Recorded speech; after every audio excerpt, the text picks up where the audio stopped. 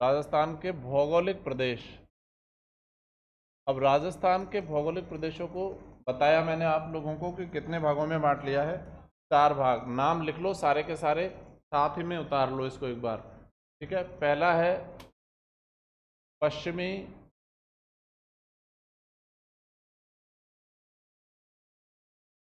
मरुस्थलीय प्रदेश, पश्चिमी मरुस्थलीय प्रदेश। दूसरा हो जाएगा अरावली पर्वतीय प्रदेश।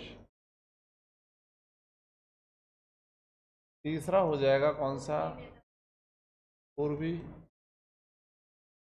मैदानी प्रदेश। और फोर्थ वन दक्षिणी पूर्वी पठारी प्रदेश। ये 4 भागों में हमने बांटा है राजस्थान को। कैसे, हल्का सा आपको जो है मैप पे आइडिया दे देता हूँ। देखो यहाँ से अगर आप देखोगे काइंड ऑफ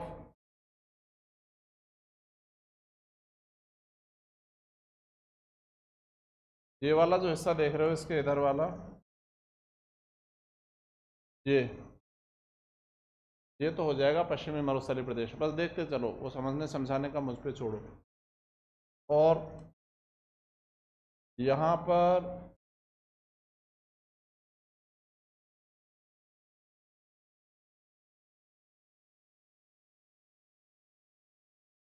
ये वाला हिस्सा थोड़ा सा यहाँ पर, और थोड़ा सा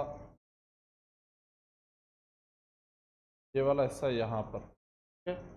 ये पूरा क्या हो जाएगा, अरावली पर्वतीय प्रदेश बीच वाला। इसके इधर वाला ये हिस्सा हटा दो बस। ये है दक्षिण पूर्वी पठारी प्रदेश, और बीच में ये जो बच गया है ये पूर्वी मैदानी प्रदेश आ जाता है। क्लियर। तो ये 4 भागों में बांटा है, एक एक को डिटेल में पढ़ेंगे। वापस से हेडिंग डाल लोगे उन चारों को जिन लोगों ने लिख लिया है। वापस से पहले नंबर वाला हेडिंग डाल लोगे। पहले नंबर वाला हेडिंग है क्या, यहाँ पर ऐड कर देता हूँ मैं। पहला भौगोलिक, वो वाला उतारा कि नहीं उतारा, नहीं उतारा तो उतार लो।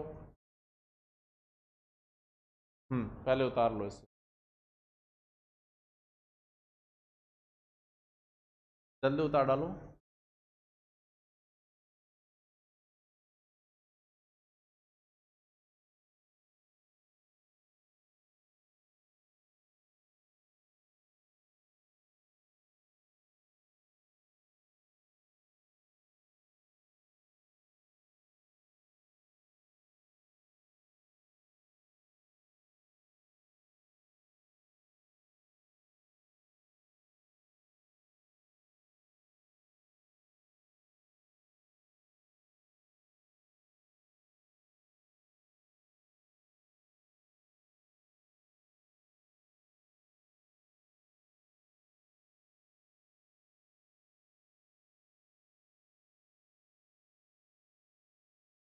अबे लिख लिया, ठीक है। ध्यान दो, और बात करेंगे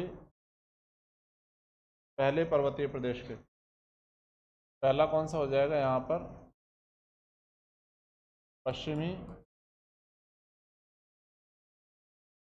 मरुस्थलीय प्रदेश। अब देखो, कोई भी भौगोलिक प्रदेश के बारे में जब हम बात करेंगे तो सबसे पहले ये देखेंगे इसका फॉर्मेशन, इसका निर्माण कैसे हुआ, बना कैसे। तो ऐसा माना जाता है कि जो इसका निर्माण हुआ है किसका, पश्चिमी मरुस्थलीय प्रदेश का, वो हुआ है इसके माध्यम से, मूल रूप से टेथिस सागर के अवशेष के रूप में। अब टेथिस सागर क्या है उसको समझने के लिए बस इतना सा समझ लो कि आज से लगभग कितने समय पहले, 450 करोड़ वर्ष पहले जब सौरमंडल का निर्माण हुआ, उस ही क्रम में पृथ्वी का भी निर्माण हुआ। पृथ्वी का जब निर्माण हुआ तो उस समय पृथ्वी पर एक ही बड़ा जमीन का टुकड़ा था, ठीक है।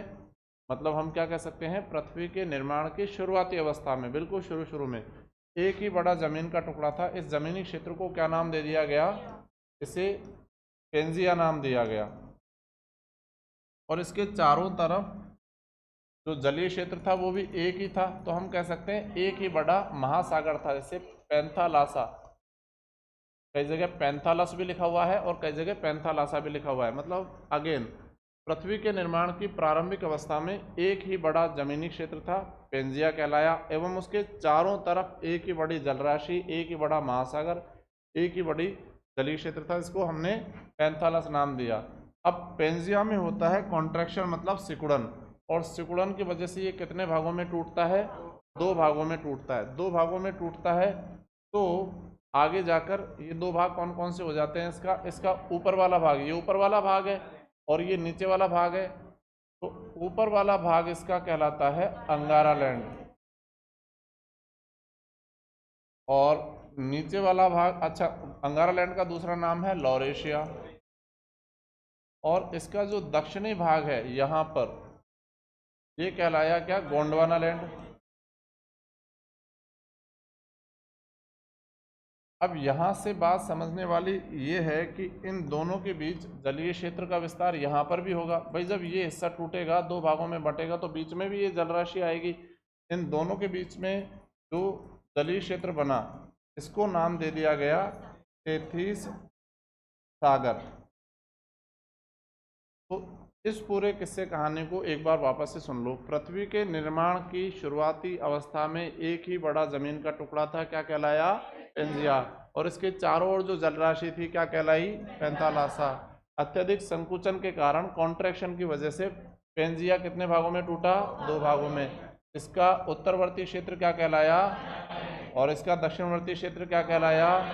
इन दोनों बड़े भूखंडों के बीच जिस जलराशि का विस्तार हुआ क्या कहलाया? टेथिस सागर। और ये माना जाता है कि थार का मरुस्थल या पश्चिमी मरुस्थलीय प्रदेश मूल रूप से ये जो टेथिस सागर है इसका ही क्या है?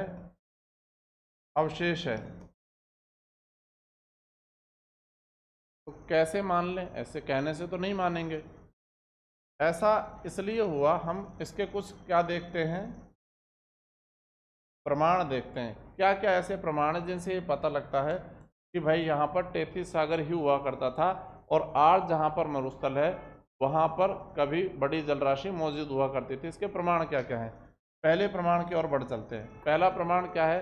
अगर आप राजस्थान के पश्चिम की ओर चले जाएं, मतलब बेसिकली यहाँ पर आप इस लाइन के अगर इधर की ओर चले जाएंगे तो आपको बहुत सारी क्या दिखाई देंगी? खारे पानी की झीलें। ठीक है, अधिकांश खारे पानी की झीलें राजस्थान के पश्चिमी भाग में ही पाई जाती है। और अगर पश्चिमी भाग में पाई जाती है तो हम क्या कह सकते हैं इस बात को कि यहाँ, भाई यहाँ पर भी है, जैसलमेर में भी है, बाड़मेर में है, जोधपुर में, नागौर में, सब जगह पर खारे पानी की झीलें हैं। यहाँ पर ये खारे पानी की झीलें मूल रूप से किसके अवशेष के रूप में मानी गई हैं? ये टेथिस सागर के अवशेष के रूप में। ऐसा नहीं हुआ है कि तब से ये खारा पानी सूखा ही नहीं, पानी वाष्पीकृत भी हुआ, लेकिन जब बारिश हुई तो वो पानी उन झीलों में वापस भरा। नमक पहले से ही था क्योंकि खारे पानी की झीलें थी, और खारे पानी की झीलें क्यों थी? क्योंकि टेथिस सागर था, और सागर या सागरीय जल कैसा होता है? खारा जल होता है, समुद्री जल। तो यहाँ पर जो सागरीय जल बना और उसके अवशेष बन गए, वो आज भी खारे पानी की झीलों के रूप में, ये अपने आप में एक बड़ा प्रमाण है। क्या? रेगिस्तान या पश्चिमी मरुस्थलीय प्रदेश में पाई जाने वाली खारे पानी की झीलें ये बताती है कि यहाँ पर कभी क्या हुआ करता था? टेथिस सागर। क्लियर? दूसरा प्रमाण क्या हो सकता है? दूसरे प्रमाण के लिए हमको जाना पड़ेगा जैसलमेर, और जैसलमेर की तरफ हम चले जाएं तो 2-3 प्रमाण यहाँ समझ लो। एक तो यहाँ पर क्या है, एक, और ये परीक्षाओं में भी बहुत बार पूछा है, आकल नाम का गांव है, और यहाँ जो आकल नाम का गांव है वहाँ पर किसके प्रमाण मिले हैं? वुड मतलब लकड़ियाँ, ठीक है, और फॉसिल का मतलब जीवाश्म, और इसको बना दिया गया है अब क्या? पार्क। तो आकल वुड फॉसिल पार्क में किस समय के? जूरासिक काल के काष्ठ मतलब लकड़ियों के जीवाश्म पाए गए हैं। ठीक है, तो आकल नाम के गांव के पास लकड़ियों के जो जीवाश्म मिले हैं वो जूरासिक काल के हैं। तो जूरासिक काल का फिर पानी से क्या लेना देना आया? यहाँ पर से जो लकड़ियों के प्रमाण मिले हैं ना, वो उस प्रकार की लकड़ियों के हैं जो ज़्यादातर मामलों में देखा गया है कि वैश्विक रूप से कहाँ पर पाई जाती है? समुद्र के अंदर। भाई ये तो आप मानोगे कि हम पृथ्वी के 29% जमीनी भाग पर रह रहे हैं, 71% भाग पर तो पानी है आज भी धरती के। तो पानी में जंगल भी है, पानी में पहाड़ भी है, मैदान भी है, गर्त भी है, सब कुछ है। तो अगर पहाड़ है वहाँ पर तो जंगल भी है, और जंगल है तो वहाँ पर लकड़ियाँ ऐसी होंगी जो पौधे बनते ही पानी में है और पानी में ख़त्म हो जाते हैं, उनके ऊपर ऐसी लेयर अपने आप में होती है जो पानी से प्रोटेक्ट कर पाए उनको। तो यहाँ पर जो ये वृक्ष पाए गए हैं ना, ये उसी प्रकार के पाए गए हैं जैसे जो समुद्रों में पाए जाते हैं जुरासिक काल के। तो ये दूसरा प्रमाण हमको मिल गया, जिससे ये पता लगता है क्या कि यहाँ पर क्या हुआ करता था, तेथिस सागर। और क्या प्रमाण हो सकता है, उसके लिए भी हम वापस से ही जैसलमेर की तरफ बढ़ते हैं। और जैसलमेर में एक गांव है, अच्छा इस वाले गांव को हॉन्टेड विलेज के नाम से भी जाना जाता है, डॉक्यूमेंट्री बन रखी है इस पर, आपने नेशनल ज्योग्राफी और डिस्कवरी वगैरह पे। और आज तक पता नहीं है किसी को कि ये लोग गए कहाँ पे रातों रात। इसका नाम है कुलधारा। जैसलमेर में एक गांव पड़ता है कुलधारा, आज भी जाओगे तो वहाँ पर सैकड़ों की तादाद में ऐसा छोटे मोटे घर अब तो खंडर के अवस्था में पड़े हुए हैं। और माना जाता है आज से नहीं 100-200 साल से नहीं, कम से कम 500-700 साल पहले ऐसा हुआ माना जाता है कि एक गांव है पूरा का पूरा, रातों रात कैसे खाली हो सकता है पूरा का पूरा गांव, कि कल तक यहाँ पर लोग थे और आज पूरा गांव ही खाली हो गया। मर गए होंगे तभी भी तो वहाँ पे खाली हो गया गांव। तो हॉन्टेड प्लेस के नाम से भी जाना जाता है। कि कुलधारा गांव का हमसे क्या लेना देना आया, ज्योग्राफी से ये लेना देना आया कि जो जैसलमेर में कुलधारा गांव है ना, यहाँ पर किसके मछली के जीवाश्म पाए गए हैं। और मछली के जो जीवाश्म पाए गए हैं उनकी कार्बन डेटिंग भी की जा सकती है। कार्बन डेटिंग की गई तो ये किस काल के निकल के आए हैं, उसी जुरासिक काल के निकल के आए हैं जिस काल में यहाँ पर क्या हुआ करता था, तेथिस सागर हुआ करता था। ये एक और प्रमाण मिल गया। फिर वापस से अगर आप देखो बीकानेर, जैसलमेर, बाड़मेर, जोधपुर, जालौर, इन जिलों की तरफ अगर हम देखते हैं तो एक बात समझ में आती है। यहाँ पर मूल रूप से कौन सी चट्टानें मिलती है हमें देखने के लिए, यहाँ पर मिलती है हमें अवसादी चट्टानें। द्वितीयक चट्टानें भी बोलते हैं, प्राइमरी रॉक्स प्राथमिक चट्टानें बोलते हैं आग्नेय चट्टानों को, बाद में पढ़ाएंगे आपको। और द्वितीयक चट्टानें बोलते हैं अवसादी चट्टानों को। और ये वो द्वितीयक चट्टानें हैं जो बेसाल्टिक चट्टानें हैं। और बेसाल्टिक चट्टानें ज़्यादातर महासागरीय चट्टानों के रूप में जानी जाती है। मतलब यहाँ पर कभी क्या हुआ करता था, महासागर बेसिकली जलीय क्षेत्र हुआ करता था, तो वहाँ पर ऐसी चट्टानें मिल रही है। और क्या प्रमाण हो सकते हैं, पहला तो हमने 3-4 प्रमाण तो देख लिए। ये जब आप यहाँ जालौर की बात करते हो ना, देखो लूनी नदी निकलती है कहाँ से, अजमेर से, 6 जिलों में बहती है। इसका रूट क्या रहता है, यहाँ से निकलेगी और फिर जाएगी नागौर, नागौर से फिर दक्षिणवर्ती हो जाएगी ये पाली, पाली से जोधपुर, जोधपुर से बाड़मेर, जालौर होती हुई कहाँ चली जाती है, ये कच्छ के खाड़े में चली जाती है। अभी हम नदी नहीं पढ़ रहे हैं, समझने की कोशिश ये कर रहे हैं कि बाड़मेर बालोतरा तक तो इसका पानी मीठा और स्वच्छ या पीने योग्य रहता है, हमने सबने पढ़ा है। क्या हो जाता है इस नदी को ऐसा कि ये बाड़मेर के बालोतरा के बाद इसका पानी खारा हो जाता है। भाई ये भी मरुस्थलीय जिले हैं, ये भी मरुस्थलीय जिले हैं। यहाँ के बाद क्या होता है बालोतरा के बाद कि ये वाला जो हिस्सा है ना इसका नदी का, बालोतरा के बाद वाला, वहाँ एकाएक इसका पानी खारा हो जाता है। कारण है यहाँ पर पाए जाने वाली लवणीय मृदा। लवणीय मृदा मतलब यहाँ की मिट्टी में ही नमक पाया जाता है। अब यहाँ से आगे जब नदी बढ़ती है तो वो लवणीय मृदा है, पानी में घुलेगा वो नमक, पानी में घुलेगा तो पानी कैसा हो जाएगा, खारा हो जाएगा। और इसी ही लिए क्या कहा जाता है कि इसके बाद में क्या हो जाती है, खारी हो जाती है। यहाँ से लेकर यहाँ तक तो सागरमती या सागरवती, और इसके बाद में कहलाती है लवणवती या लूणी, लेकिन हम कॉमनली इसको लूणी बोल दिया करते हैं। तो ये एक और प्रमाण हो गया कि यहाँ पर जो लवणीय मृदा पड़ रही है, क्योंकि धीरे धीरे ऐसे ही तो पीछे हटा तेथिस सागर जो आज अरब सागर तक रह गया है। 5 प्रमाण हमने देख लिए, वापस से 1 मिनट में सुन लो। पहला प्रमाण कौन सा आया, यहाँ पर पाई जाने वाली खारे पानी की झीलें। दूसरा प्रमाण कौन सा आया, आकलवुड फॉसिल पार्क जहाँ पर काष्ठ जीवाश्म। तीसरा प्रमाण कौन सा है, मछली के जीवाश्म कुलधारा गांव में। चौथा प्रमाण क्या है, यहाँ पर पाए गए अवसादी। और भले चाहो तो इसमें से एक और प्रमाण निकाल दें, दुकान है पूरी की पूरी प्रमाणों की। तो ये अवसादी चट्टानें हैं। और हम बात करते हैं जीवाश्म खनिजों की। जीवाश्म खनिज किसे बोलते हैं, फॉसिल फ्यूल। पहली बात तो ये चट्टानें किसके माध्यम से बनी है, अवसाद मलबे से। तो परतदार चट्टानें हैं, लेयर्स के रूप में बनी है। तो इनमें हम जीवाश्म खनिज में क्या आता है, पेट्रोल, डीजल, सीएनजी ये जीवाश्म ही तो है। किसके जीवाश्म? प्राचीन काल में हजारों लाखों और करोड़ों साल पहले पेड़ पौधे जीव जंतु सब दबे। पहले कोई आज के 1 लाख साल पहले थोड़ी कोई जलाने की प्रक्रिया थी। इंसानी आबादी अभी बनी 5-10 हज़ार साल पुरानी सभ्यता है, उसके पहले जलाने करने का सिस्टम नहीं था। जो मर गया जहाँ पड़ा है वहीं पड़ा है। ठीक है, पेड़ है चाहे वृक्ष है चाहे इंसान है चाहे जो भी है कुछ भी है, वो दब गया, फिर उसके ऊपर मिट्टी, फिर लेयर्स, फिर उसके ऊपर मिट्टी, ऐसे दबते हुए चले गए। इनमें कंप्रेशन हुआ, दबाव पड़ा, उस रूप में बदल गए। तो ये क्या क्या बन गए? कोयला। और कंप्रेशन हुआ और ज़्यादा दबाव बढ़ा तो ये क्या बन गए? पेट्रोलियम। पेट्रोलियम मतलब क्रूड ऑयल, जिससे डीजल और पेट्रोल निकाला जाता है। और दबाव पड़ा तो ये किस फॉर्म में आ गए? जैसे सीएनजी, कंप्रेस्ड नेचुरल गैस। ये तीनों के तीनों क्या कहलाते हैं? कोयला, पेट्रोलियम और प्राकृतिक गैस जीवाश्म खनिज की श्रेणी में आते हैं, क्योंकि बेसिकली बने किससे हैं? जीवाश्मों से बने हैं। तो ये जो हमारे पुरखों का तेल निकला है ना, उसी को काम ले रहे हैं गाड़ियों में, हम उससे गाड़ियाँ चलाते हैं। ठीक, तो ये जीवाश्म खनिज भी अपने आप में किसका प्रमाण हो जाता है? यहाँ पर तैतीस सागर हुआ करता था। पांचवा प्रमाण यहाँ पर हमने देख ली, कौन सी मृदा? लवणीय मृदा। तो खूब सारे, लेकिन सबसे ज़्यादा बार पूछा गया है, यह आप लोगों को भी पता है कि थार के मरुस्थल में पाई जाने वाली खारे पानी की झीलें अपने आप में इस बात का प्रमाण है कि यहाँ पर कभी क्या पाया जाता था? तैतीस सागर पाया जाता था। क्लियर हुआ? सबसे पहले एक बार हम वापस जाएंगे इस वाले पेज पे और इस डायग्राम को बना लो, थोड़ा सा लैंग्वेज देंगे और उसके बाद में हम आगे बढ़ जाएंगे। जितना समझाया उतना सा समझ में आ गया ना? अगर फोकस थे तो गारंटेड समझ में आया। वो सिंपल ही, ऐसा कुछ ज़्यादा वो है नहीं ट्रिकी उसमें। बना लो इसको, यहाँ पर लिख लेना निर्माण कहीं पर भी,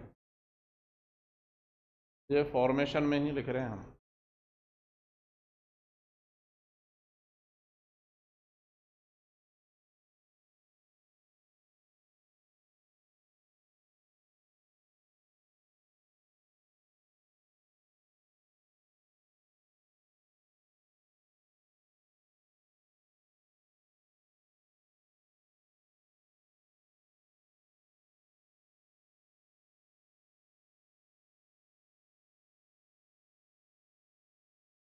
कोई शब्द ना समझ में आ रहा हो?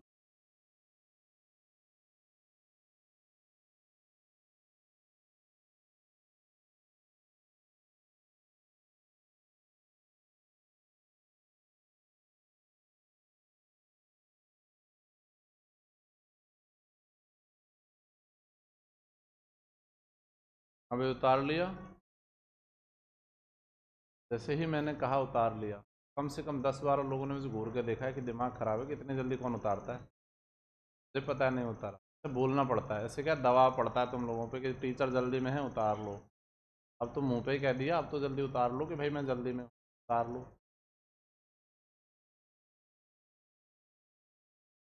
आधे तो अलग फील, उतारें जल्दी दिए, फीस दिए तो जल्दी नहीं उतारोगे।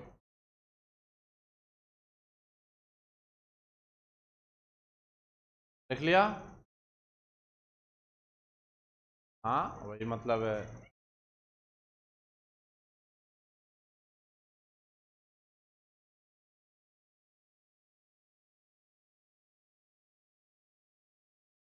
अब तो जो बात निकल गई मुंह से तो निकल गई, अब मरी भूस की भैंस पूंछ पकड़ के क्या फायदा? चले? पक्का उतार लिया या एक आध ने उतार लिया बाकी फील्ड में कह दे रहे हैं? अब मान तो वैसे भी नहीं रही हो। लिखना शुरू करो। लिखोगे, पॉइंट बना के लिखोगे। पृथ्वी के निर्माण की प्रारंभिक अवस्था में, बहुत समराइज वर्जन में लिखवा रहा हूं इसको। पृथ्वी के निर्माण की प्रारंभिक अवस्था में, पृथ्वी के निर्माण की प्रारंभिक अवस्था में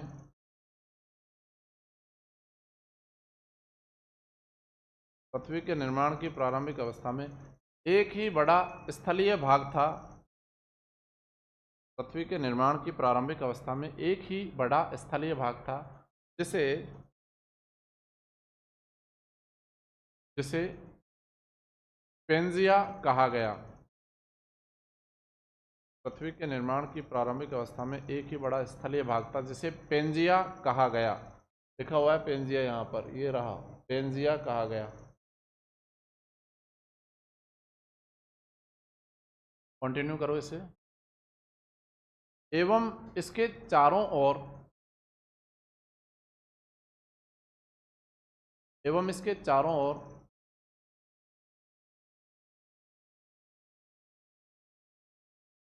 एक ही बड़ा जलीय क्षेत्र ऑब्लिक महासागर था। एवं इसके चारों ओर एक ही बड़ा जलीय क्षेत्र ऑब्लिक महासागर था। एवं इसके चारों ओर एक ही बड़ा जलीय क्षेत्र ऑब्लिक महासागर था, जिसे पैंथालस, पैंथालस या पैंथालासा लिखा है कहीं पर, वो रहा, इसे पैंथालासा कहा गया। एवं इसके चारों ओर एक ही बड़ा जलीय क्षेत्र ऑब्लिक महासागर था, जिसे पैंथालासा कहा गया। Para change, paragraph change. Next, अत्यधिक संकुचन, संकुचन ना समझ में आए सिकुड़न लिख लेना, सिकुड़न ना समझ में आए कॉन्ट्रैक्शन लिख लेना। अत्यधिक संकुचन के कारण, अत्यधिक संकुचन के कारण पेंजिया दो भागों में टूट गया।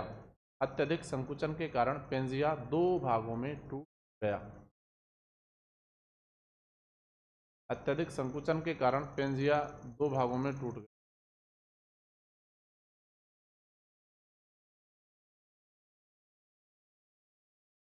इसका उत्तरी भाग, इसका उत्तरी भाग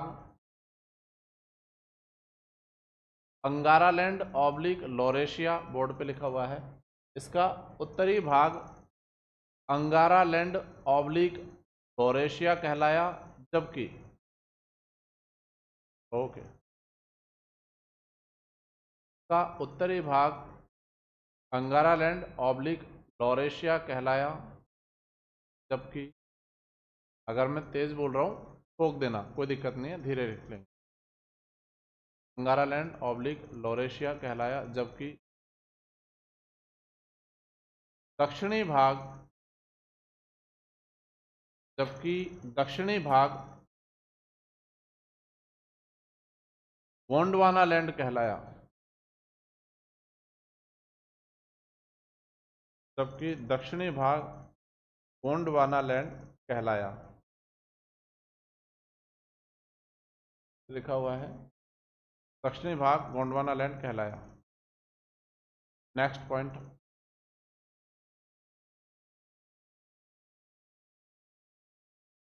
इन दोनों बड़े भूखंडों के मध्य,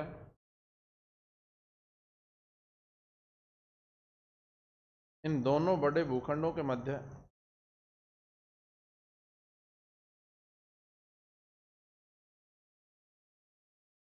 जिस जलीय क्षेत्र का विस्तार हुआ,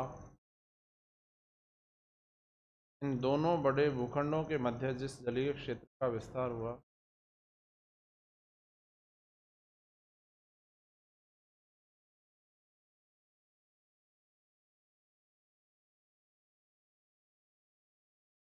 जिस जलीय क्षेत्र का विस्तार हुआ उसे टेथिस सागर, लिखा हुआ है वहां पर,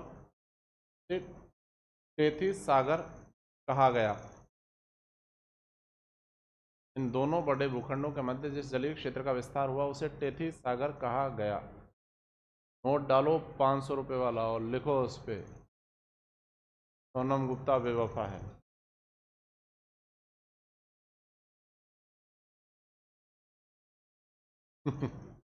जिनको पता है उनको पता है मैंने क्या बोला है। ठीक, हाँ तो मुझे पता है कि तुम्हें पता है कि मुझे,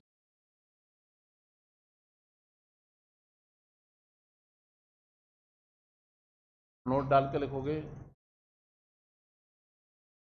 वर्तमान थार का मरुस्थल, वर्तमान थार का मरुस्थल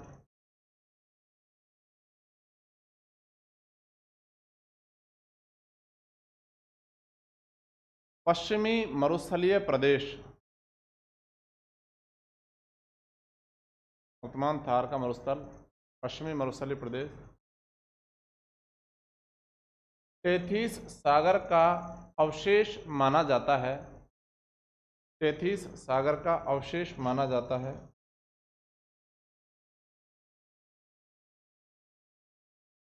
जिसके प्रमाण इस प्रकार हैं।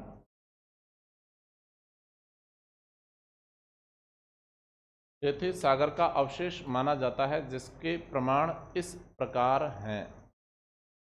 और प्रमाण लिख लो साथ साथ में।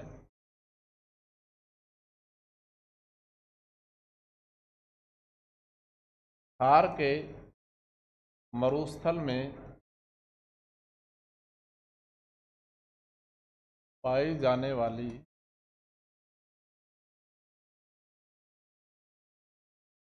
खारे पानी की है।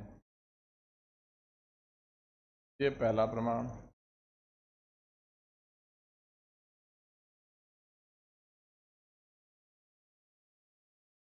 आकल वुड फॉसिल पार्क पड़ता कहाँ पर है? जैसलमेर में पाए गए लकड़ी ऑब्लिक काष्ठ। काष्ठ का मतलब भी वही होता है, जीवाश्म।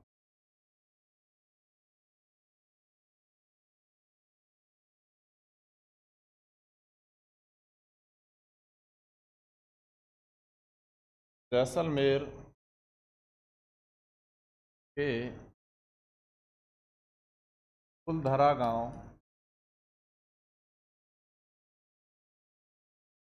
में पाए गए मछली के जीवाश्म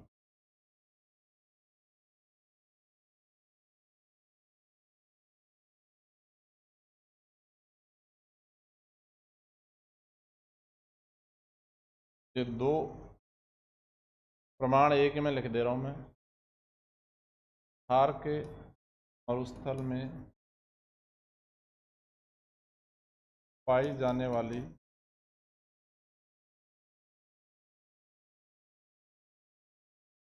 अवसादी चट्टानें, ये एक प्रमाण हो गया। और यहाँ से इसी में ऐड ऑन कर रहा हूँ दूसरा प्रमाण। एवं उनमें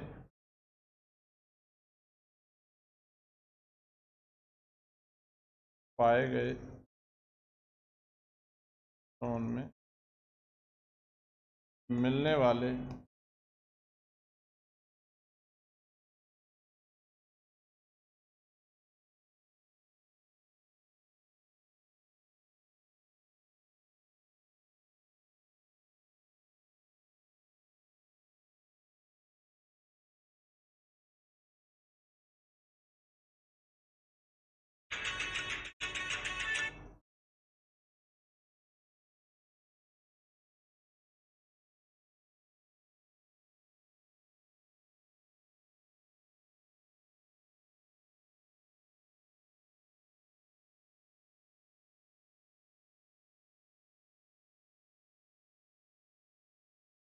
सोनी नदी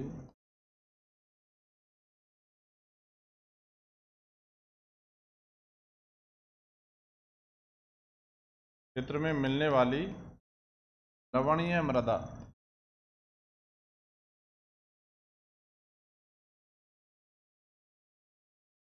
तो ये सारे के सारे प्रमाण इसी ओर इशारा करते हैं कि यहाँ पर क्या था, कभी टेथिस सागर था। फॉर्मेशन कैसे हुआ और उसके प्रमाण क्या हैं, ये तो हमने देख लिया।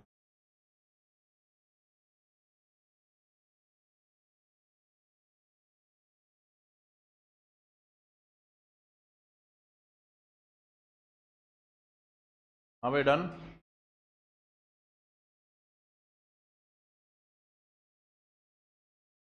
अब इसके आगे कुछ सामान्य तथ्य थार के मरुस्थल के बारे में देख लेते हैं। जैसे सबसे पहले ये बात करेंगे कि भाई साहब, ये जो थार का मरुस्थल है ना, ये क्षेत्रफल की अगर आप बात कर लो तो क्षेत्रफल इसका कुल मिलाकर कितना है? कुल मिलाकर इतना है 2,09,000 वर्ग किलोमीटर इसका कुल क्षेत्रफल है। और कुल क्षेत्रफल का कितना प्रतिशत है? कुल क्षेत्रफल का लगभग 85% भाग का एक्सपेंशन इसका कहाँ पर है? भारत में है। और इसका मतलब क्या हुआ? पड़ोसी के भी है इसका एक्सपेंशन, कहाँ पर? पाकिस्तान में। कितना प्रतिशत होना चाहिए? अगर यहाँ पर 85% है तो यहाँ पर 15%, 15% यहाँ पर हो जाएगा। एग्रीड? भारत में इस थार के मरुस्थल को क्या कहा जाता है? मतलब पश्चिमी मरुस्थलीय प्रदेश को क्या कहा जाता है? ये कहा जाता है जो अपन बोल रहे हैं इतनी देर से, थार। लेकिन पड़ोसी कुछ और ही कहता है इसे, क्योंकि पड़ोसी बड़ा शानदार है, ये बोलता है थाल। हम बोलते हैं थार और ये बोलता है थाल। ठीक है। तो भारत में अगर 2,09,000 वर्ग किलोमीटर है तो तकरीबन कितना हो जाएगा? अच्छा, कुल एक्सपेंशन इतना है तो भारत में कितना हो जाएगा इसका? 1,75,000 वर्ग किलोमीटर। सामान्य तथ्यों की बात कर रहे हैं। क्षेत्रफल की अगर आप बात कर लो थार के मरुस्थल की, तो क्षेत्रफल के आधार पर ये दुनिया का कौन सा बड़ा मरुस्थल है? 5वां बड़ा मरुस्थल है। तो फिर ये भी बता दो कि दुनिया का सबसे बड़ा, वैसे बताने की आवश्यकता नहीं है, पता है, या फिर हो सकता है मैं गलत फहमी में हूँ, ये भी पता ना हो। कौन सा है?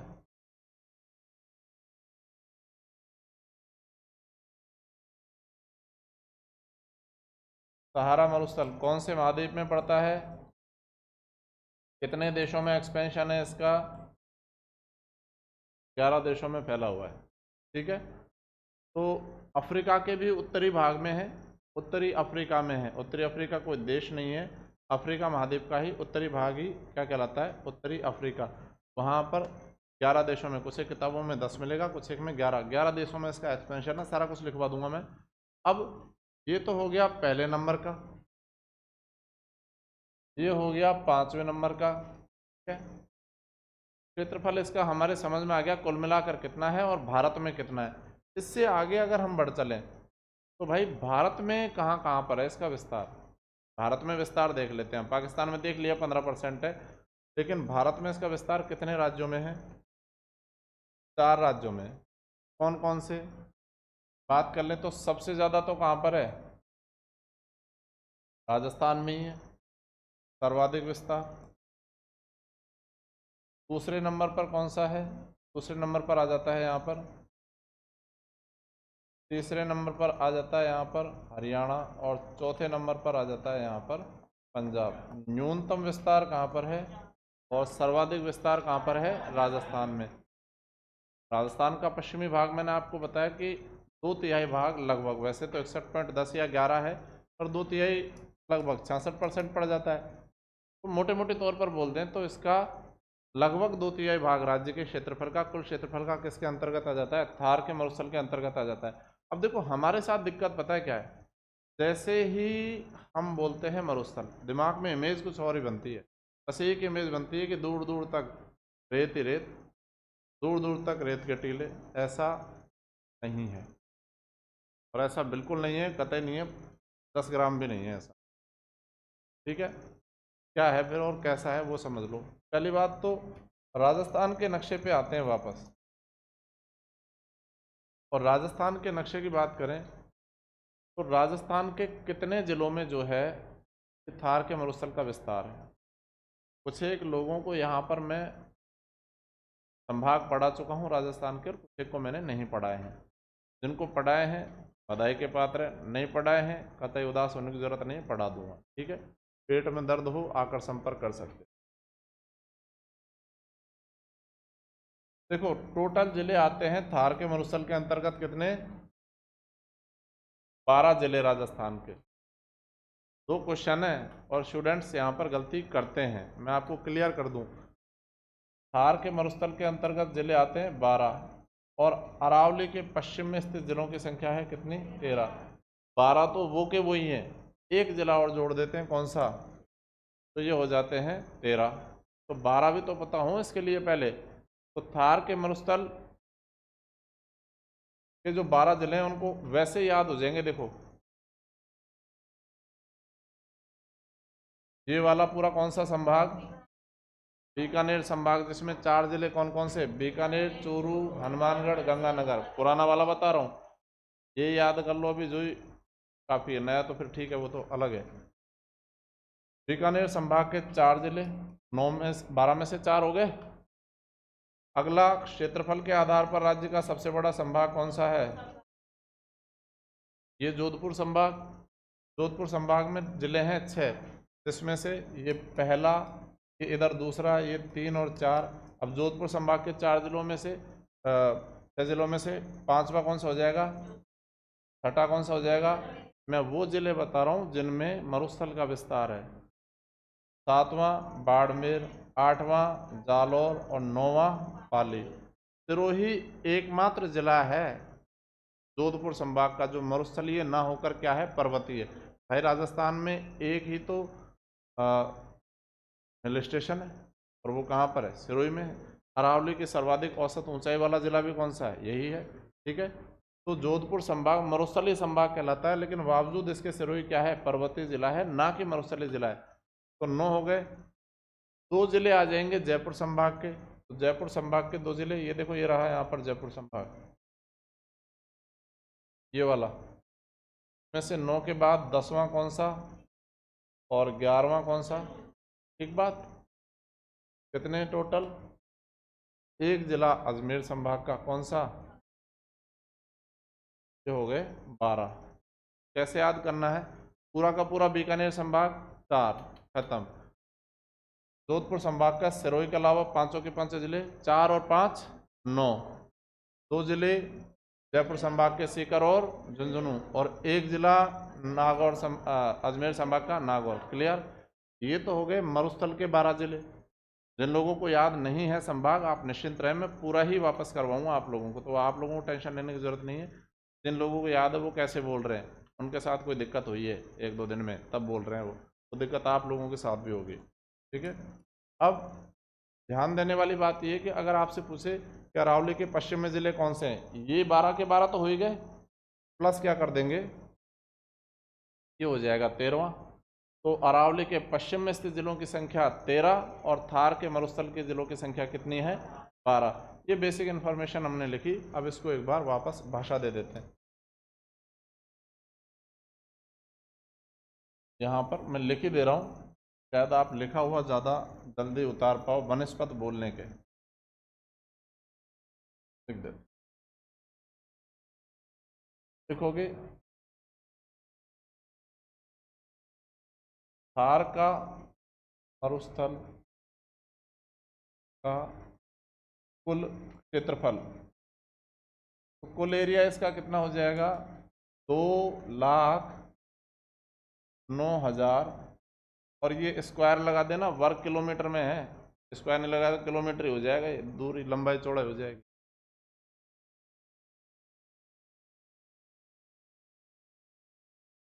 यह क्षेत्रफल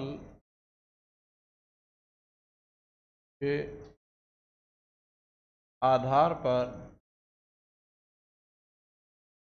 विश्व का 5वां बड़ा मरुस्थल है।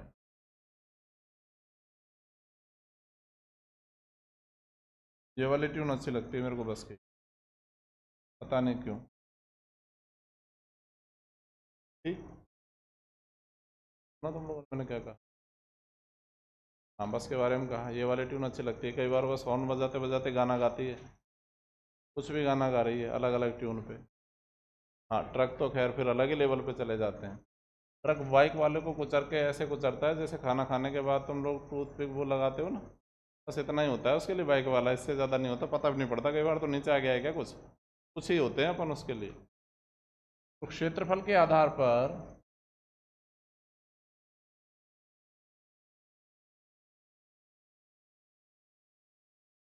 क्षेत्रफल के आधार पर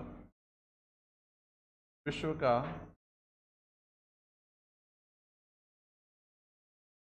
सबसे बड़ा मरुस्थल, मरुस्थल रेगिस्तान कुछ भी बोल दो, कौन सा हो जाएगा?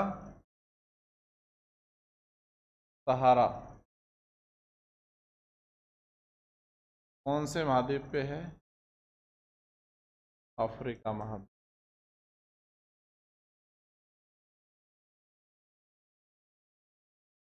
वापस मेन फैक्ट पे आते हैं। थार मरुस्थल का तार दो देशों, भारत, भारत के बाद ब्रैकेट में लिख लोगे कितना परसेंट, 80%।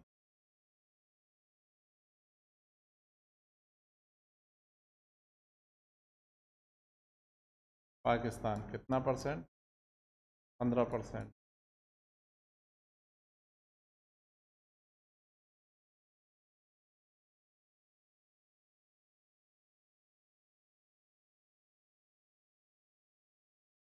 थार के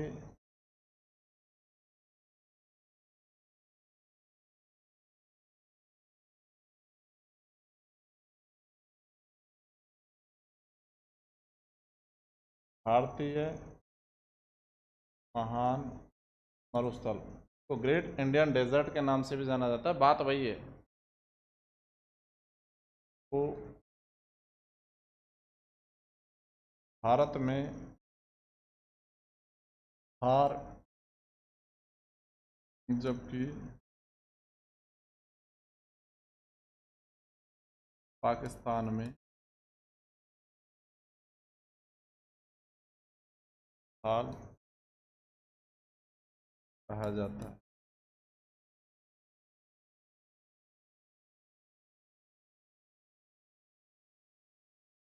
भारत में इसका तार लगभग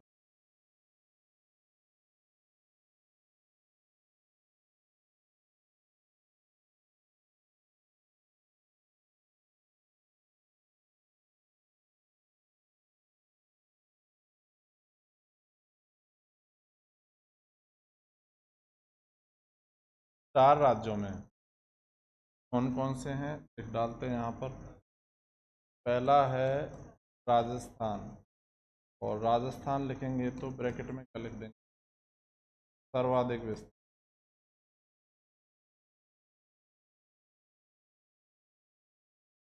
क्रम में ही लिख रहे हैं पूरा का पूरा राजस्थान। राजस्थान के बाद में गुजरात, गुजरात का जो कच्छ के रण वाला एरिया है ना, रण से उत्तरवर्ती क्षेत्र है ये। के बाद में आ जाएगा हरियाणा, और सबसे कम विस्तार इसका हो जाएगा पंजाब में।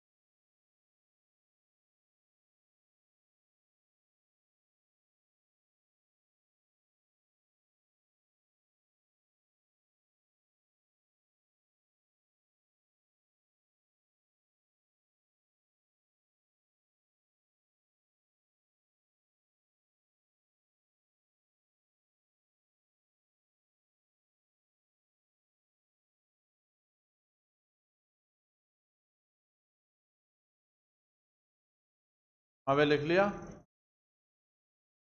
अभी जहाँ तक समझ लिया है वो तो एक बार लिख ही लेते हैं। हटा दे रहा हूँ, ठीक है।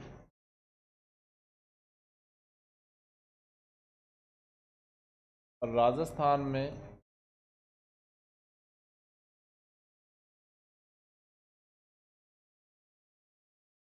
पश्चिमी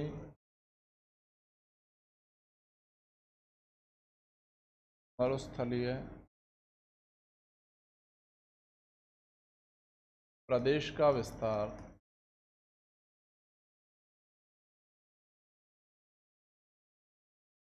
राज्य के क्षेत्रफल। राज्य का कुल क्षेत्रफल कितना हो जाएगा? राजस्थान का क्षेत्रफल सिंपल से 342 239।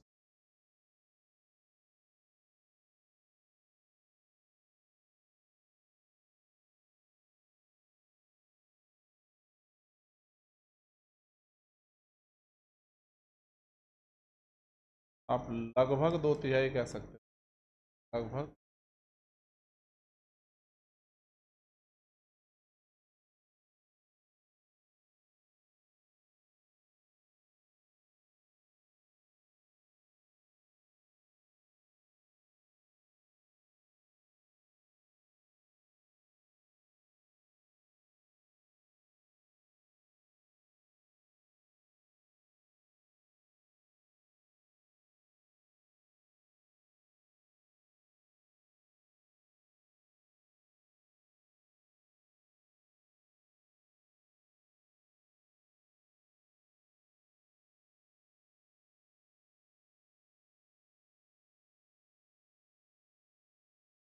कौन कौन से 12?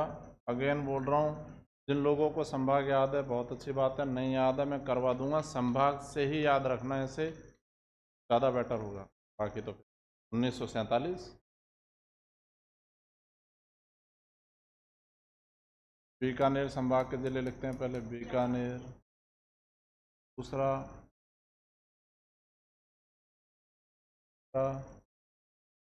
हनुमानगढ़। चौथा गंगानगर। पांचवा अब जोधपुर। जोधपुर के बाद जैसलमेर। जैसलमेर के बाद बाड़मेर। बाड़मेर के बाद जालौर। जालौर के बाद पाली। पाली के बाद जयपुर संभाग पे सीकर। सीकर के बाद झुंझुनू। और 12वां जिला हो जाएगा कौन सा? नागौर। तो अगर संभाग याद होंगे तो याद करने की ज़रूरत पड़ेगी नहीं, वैसे याद हो जाएगा। तो ये तो हमने 12 मरुस्थलीय जिले लिख लिए, लेकिन क्वेश्चन क्या बनेगा? अरावली।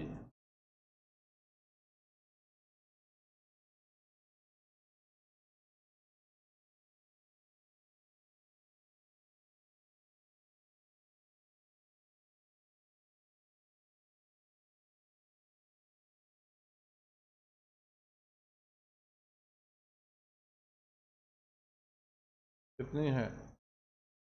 13। ब्रैकेट में लिख लो 13 कैसे है। 12 मरुस्थलीय जिले, 12 तो ये हो गए, प्लस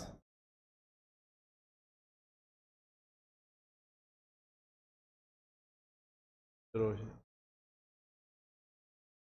अब यहाँ से एक फैक्ट निकल के आता है, पहले इसको लिखो।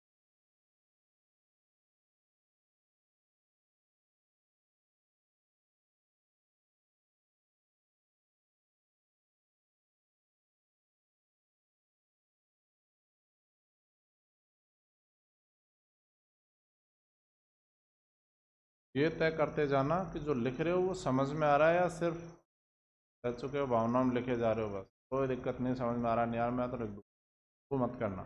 समझो, और इसीलिए पहले समझा रहा हूँ बाद में लिखा रहा हूँ, पहले समझ लो फिर उसको लिखो, तो लिखना भी रिवीजन है।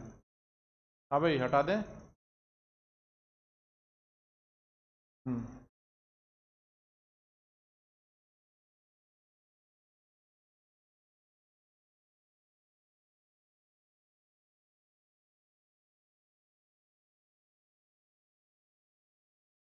या कोई चौमू से है वापस?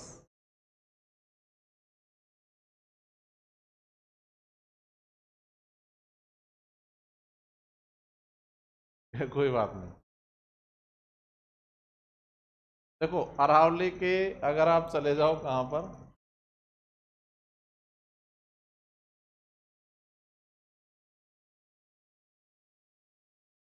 पश्चिम में, यहाँ पर मोटे तौर पर अरावली के अगर पश्चिम में चले जाओ आप, अरावली के पश्चिम में जिलों की संख्या कितनी है? 13 अभी लिखी अपन ने। इन 13 जिलों में राजस्थान की लगभग, बोल रहा हूँ एग्जैक्ट नहीं बोल रहा हूँ, कितने प्रतिशत आबादी निवास करती है? 40। राजस्थान के अगर पुराने जिलों को मान लें, इधर जिले 13 और आबादी 40%। इधर की तरफ आप बात करोगे तो जिले कितने आ जाते हैं? छोटे जिले, तुलनात्मक दृष्टि से वो वैसे दिख रहे हैं, इधर बड़े हैं, इधर छोटे जिले। जिलों की संख्या कितनी हो जाएगी? और यहाँ पर आबादी कितने प्रतिशत निवास करती है? लगभग 60%। सिंपल सा फैक्ट है जो हम जानते तो हैं, लेकिन इसको जब तक ऐसा बता नहीं दिया जाता दिमाग में नहीं आती ये चीज़। सिंपल है, लिख लो। लिखोगे, बोल दे रहा हूँ। अरावली के पश्चिम में 13 जिले हैं। अरावली के पश्चिम में 13 जिले हैं, जिसमें अरावली के पश्चिम में 13 जिले हैं, जिनमें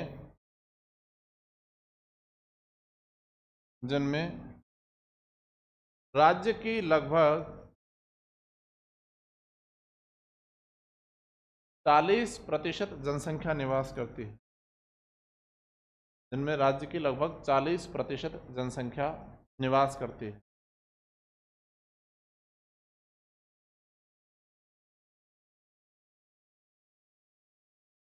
ठीक है, इसके अपोजिट लाइन लिखोगे। अरावली के पूर्व में 20 जिले हैं। अरावली के पूर्व में 20 जिले हैं, जिनमें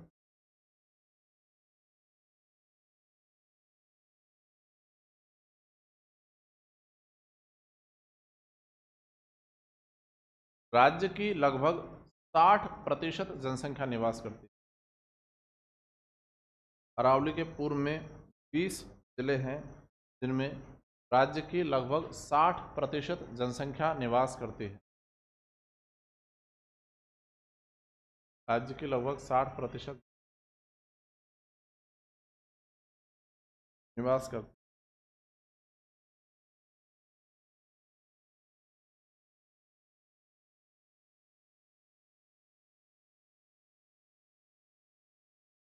एक सेकंड रुको।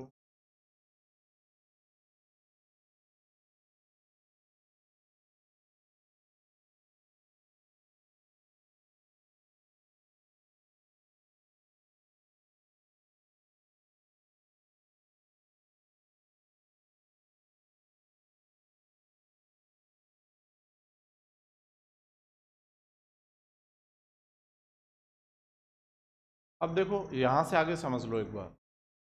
जब मैं आप लोगों को ये बताता हूँ कि यहाँ पर राज्य की लगभग 40% जनसंख्या निवास करती है, तो दूसरी भाषा में हम ये कह सकते हैं कि भाई राजस्थान का तो न्यूनतम जनघनत्व वाला क्षेत्र है, लेकिन बावजूद उसके विश्व में जितने भी मरुस्थल है, देखो मरुस्थल भी दो तरह के होते हैं।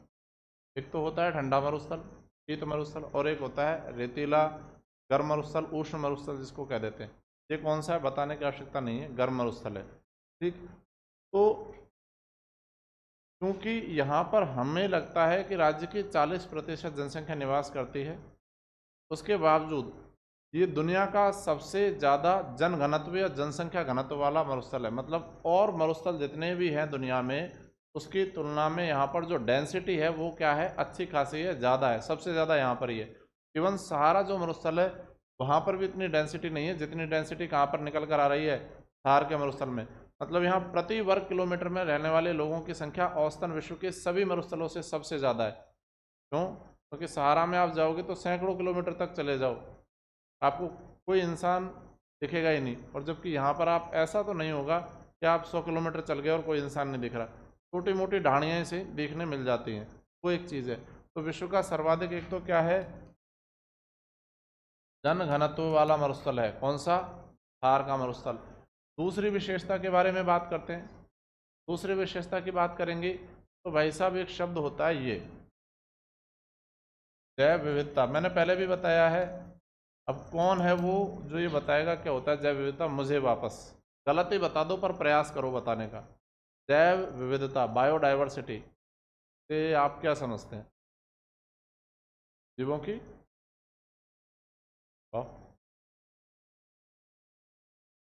हाँ वैसे ठीक है, 20%। मामला ऐसा है कि एक निश्चित क्षेत्र में विभिन्न प्रकार के जंतु और वनस्पति जब पाई जाती है जो बहुत ज़्यादा विविध हो, बहुत ज़्यादा डाइवर्सिफाइड हो। का मैंने एग्जाम्पल पहले जो दिया था वही एग्जाम्पल आपको वापस दिए देता हूँ। मान के चलो ये रूम है, ये अगर जैव विविधता क्षेत्र घोषित किया जाता है, एक सेकंड के लिए मान लेते हैं कि इसको जैव विविधता क्षेत्र घोषित किया जाता है, तो इसका मतलब क्या हुआ? यहाँ पर 50, 60, 70 प्रकार के पौधे, 50, 60, 70 प्रकार के जानवर, ठीक है कोई दिक्कत नहीं, ये रह रहे हैं यहाँ पर। तो ये क्या है, ये घोषित हो जाएगा क्या? तुम लोग अपने तरफ से मतलब निकाल रहे हो, मैंने कुछ नहीं बोला है, ठीक है। तो वो ये क्षेत्र क्या हो जाएगा? जैव विविधता क्षेत्र। मतलब मूल रूप से एक निश्चित क्षेत्र जहाँ पर विभिन्न प्रकार के जंतु और वनस्पति प्रजातियां निवास करती है, क्या कहलाता है? जैव विविधता। तो भाई विश्व का सबसे ज्यादा बायोडाइवर्सिटी वाला मरुस्थल है कौन सा? थार का मरुस्थल। ये एक और विशेषता निकल कर आ जाती है। और अगर हम बात कर लें, जनघनत्व सबसे ज़्यादा है, जैव विविधता सबसे ज़्यादा है, और क्षेत्रफल में मैं बता ही चुका हूँ कि 5वां सबसे बड़ा मरुस्थल है। अब इससे आगे बढ़ जाएं तो देखो, राजस्थान का सबसे बड़ा अभ्यारण्य, एक तो ये थोड़ा सा स्टूडेंट्स को कन्फ्यूज़न है। एक शब्द होता है अभ्यारण्य जिसको इंग्लिश में बोल देते हैं सेंचुरी, और एक होता है ये राष्ट्रीय उद्यान। मैंने कई बार बताया क्लास में, फिर भी पता नहीं क्यों ही कन्फ्यूज़न रह जाता है। ये है नेशनल पार्क। दोनों में अंतर क्या है भाई साहब? नेशनल पार्क को राज्य सरकार घोषित ही नहीं कर सकती, उसको घोषणा करने का काम कौन करती है? केंद्र सरकार करती है, ठीक है। उसका वित्त पोषण मतलब फंडिंग का काम भी कौन करती है? केंद्र सरकार। अभ्यारण्य, सेंचुरी, ये घोषित कौन करती है? राज्य सरकार। और वित्त पोषण भी कौन करती है? राज्य सरकार। राजस्थान में वर्तमान में कितने हैं अभ्यारण्य? 27। जबकि अगर हम बात कर ले राष्ट्रीय उद्यान तो कितने हैं? 3। और जो 4 आंसर दे रहे हो वो 4 क्या है? वो मैंने कल भी बताया, वापस बता देता हूँ। राजस्थान में 4 टाइगर रिजर्व हैं, बाघ संरक्षित क्षेत्र हैं। पहला बना था 1973 में, कौन सा? रणथंभौर। 1978 में दूसरा बना सरिस्का, और सरिस्का नेशनल पार्क नहीं है, समझो इस बात को। उसके बावजूद किस में आता है? टाइगर रिजर्व में आता है। तो टाइगर रिजर्व अलग चीज़ है और नेशनल पार्क अलग चीज़ है। ये जरूरी नहीं है कि कोई अगर टाइगर रिजर्व है तो वो नेशनल पार्क हो गई होगा, ऐसा कोई नियम नहीं है। तीसरा वाला कौन सा? 2013 में बनता है मुकुंदराज राष्ट्रीय उद्यान, इसको भी टाइगर रिजर्व घोषित कर दिया गया है 2013 में।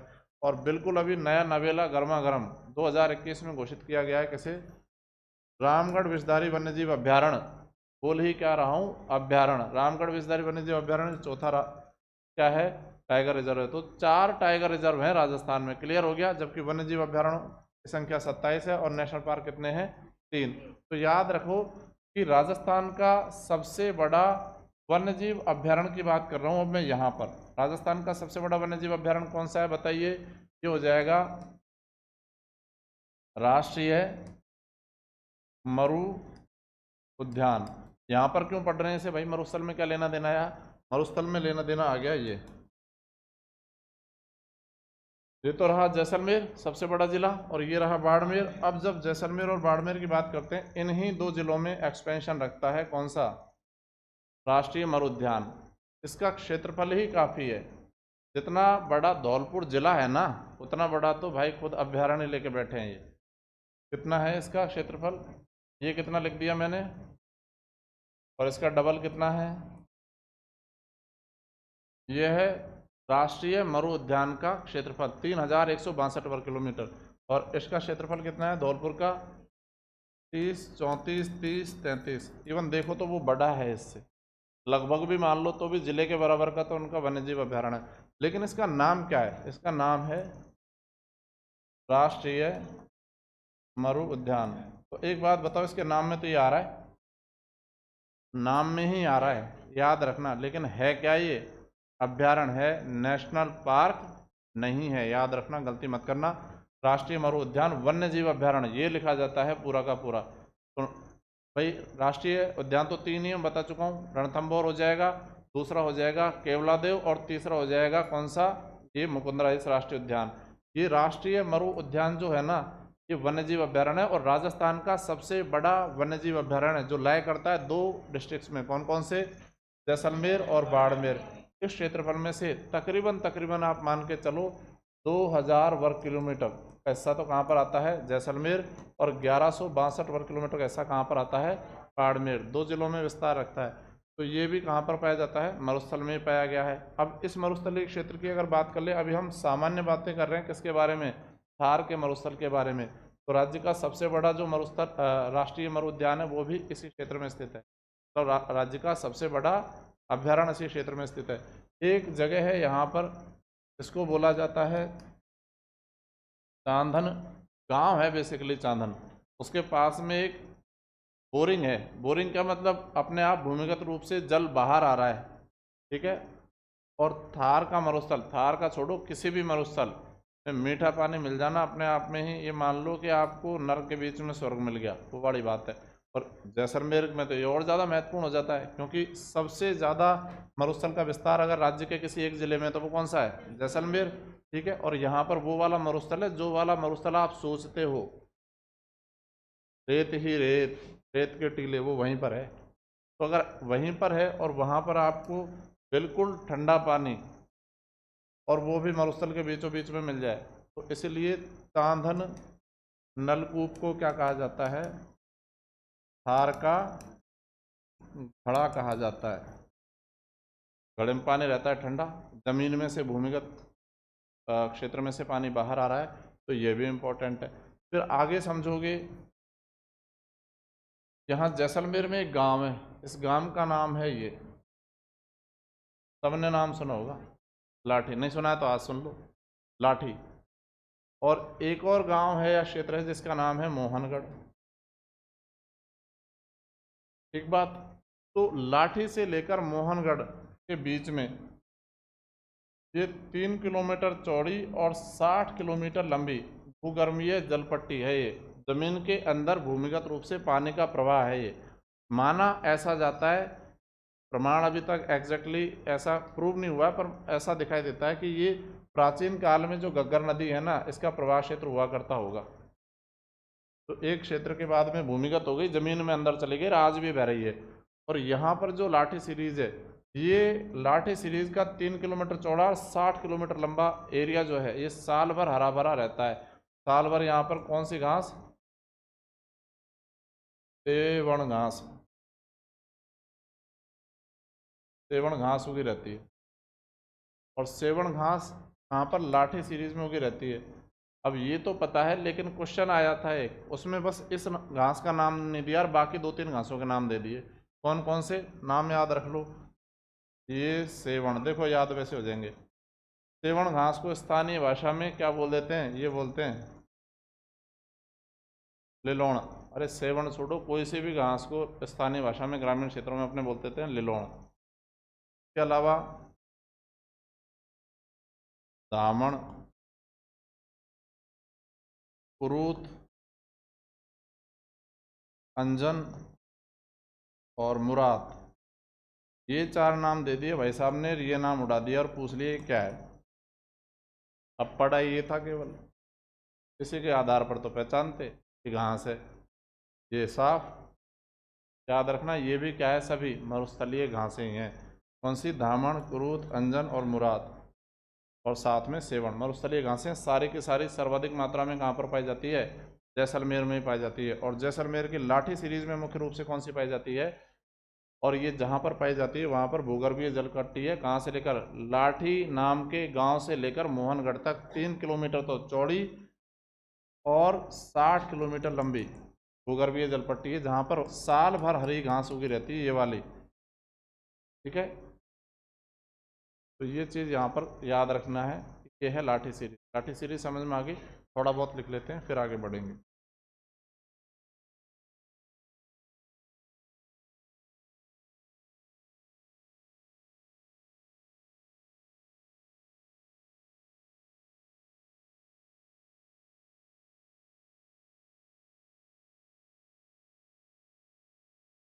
राजस्थान का सबसे बड़ा वन्य जीव अभ्यारण्य राष्ट्रीय मरु उद्यान, राष्ट्रीय मरु उद्यान ब्रैकेट में लिख देते हैं कौन कौन से जिलों में है, जैसलमेर और बाड़मेर। लेकिन याद रखना अगर ये दोनों अलग अलग ऑप्शन में आ जाए ना, option A Jaisalmer, option B Barmer और सी और डी तो कोई और होंगे, तो जैसलमेर ही करना है क्योंकि अधिक विस्तार उसका कहाँ पर है, जैसलमेर में।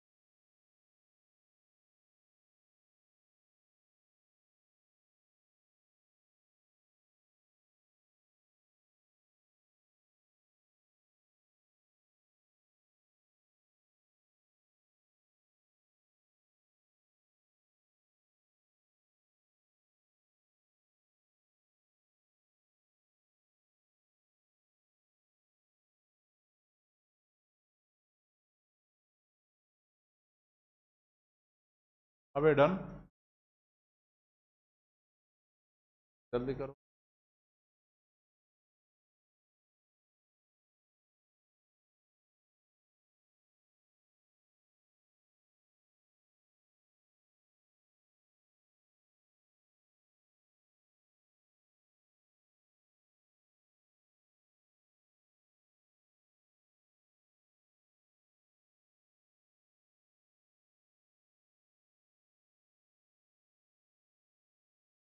तो चांदन नलकूप लिख लिया, इसके अलावा ये लाठी सीरीज वाला लिख लिया, राष्ट्रीय मरुद्यान वाला लिख लिया। ये 3 चीज़ें जो मैंने समझाई थी वो लिख।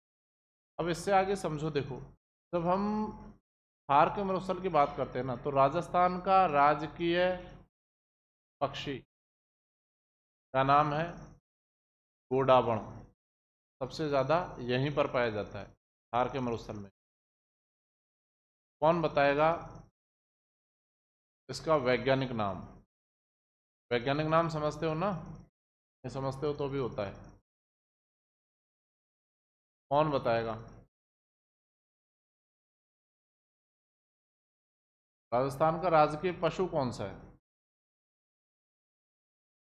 चिंकारा। क्या नाम है इसका वैज्ञानिक? इसका वैज्ञानिक नाम याद ही करने की जरूरत नहीं है, एक बार एक नाम को 2 बार बोल दो, गजेला गजेला। और इसका नाम जो मैंने आपको बताया किसका, राजकीय पक्षी गोडावण का, इसका नाम है क्रायोटिस नाइग्रिसेप्स। ये इसका वैज्ञानिक नाम है। अभी इसके बारे में समझ लो, थोड़ा सा इंपॉर्टेंट है, क्वेश्चन बहुत आते हैं इससे। भाई इसे राजस्थान का राजकीय पक्षी घोषित किया गया 1983 में, जब खेजड़ी को राजस्थान का राजकीय वृक्ष घोषित किया गया। खेजड़ी को राजकीय वृक्ष कब घोषित किया जा रहा है? 1983 में। और इसे राजस्थान का राजकीय पक्षी कब घोषित किया जा रहा है? वही 1983 में। बात यह है, इसको 2-5 नामों से जाना जाता है। वैज्ञानिक नाम तो हमने देख लिया, इसका वैज्ञानिक नाम क्या है? क्रायोटिस नाइग्रिसेप्स। एक बार बोल के देख लो, क्या तुम पे बोलते बन रहा है ये? क्रायोटिस नाइग्रिसेप्स। क्लियर? मैं लिख दूंगा, फिर बोल के देख लेना एक बार। ठीक, इसको हनुमान चालीसा की तरह पढ़ो बार बार, तो याद हो जाएगा। आगे इसकी कुछ एक विशेषता है, जैसे एक तो का स्थानीय भाषा में नाम है, और स्थानीय भाषा में नाम संभवतः आप सब लोगों ने सुना है। स्थानीय भाषा में नाम है सोनचिड़ी या सोनचिड़ैया। ठीक है, सोनचिड़ी बचपन में सुना है सबने नाम सोनचिड़ी, यही है वो सोनचिड़ी। दूसरा इसका एक और नाम है, इसको बोला जाता है धोरों का चीता। धोरे मतलब रेत के धोरे, मतलब रेत के जो पहाड़ से होते हैं उनके सैंड ड्यून्स जो होते हैं, रेत के धोरे। अब इसे धोरों का चीता क्यों कहा जाता है? देखो दुनिया में सबसे तेज दौड़ने वाला पक्षी कौन है? गोडावण पक्षी थोड़ी है चीता, हालांकि फील्ड में चले गए। ओके, हाँ इट्स ओके,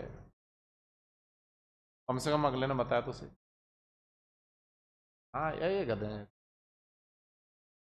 अच्छा, इसी से याद आया मुझे, राजस्थान में गधों का सबसे बड़ा अभ्यारण्य कहाँ? आउट ऑफ द बॉक्स है थोड़ा सा। गधों का सबसे है, क्वेश्चन आया हुआ है। नहीं, लूणियावास में तो मेला भरता है। राजस्थान में सबसे ज्यादा, मतलब राज्य का गधों का गर्दभ अभ्यारण्य बोला जाता है ढूंढलोद। ढूंढलोद पड़ता है झुंझुनू में। अच्छा, राजस्थान का दूसरा सबसे बड़ा गधों का अभ्यारण्य कहाँ पर है? मैं तुमको हिंट दे देता हूँ, तुम लोग समझ जाओगे। वो है कांटा चौराहे के पास में, इतना समझ लो। ठीक है, तो बात यह है, वापस आते हैं गोडावण पर। तो गोडावण दुनिया में, देखो दुनिया का सबसे तेज दौड़ने वाला पक्षी कौन सा है? समझो, ये है